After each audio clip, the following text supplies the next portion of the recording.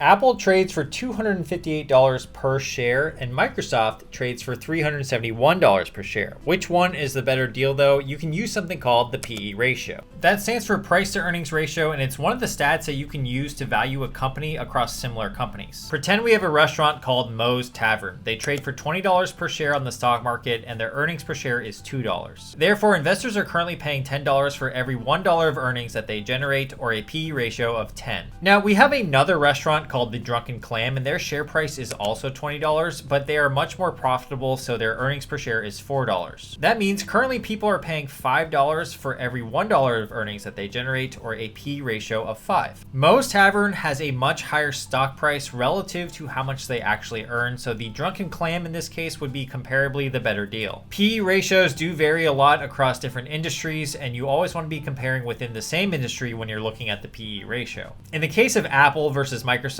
Apple currently has a 32.71 PE ratio, and Microsoft has a PE ratio of 23.31. So there might be an argument saying that Microsoft is relatively undervalued compared to Apple. Now, there are a lot more stats to pay attention to when you're investing in stocks, not just this one, and I will be making future videos on this, so make sure to follow me for more.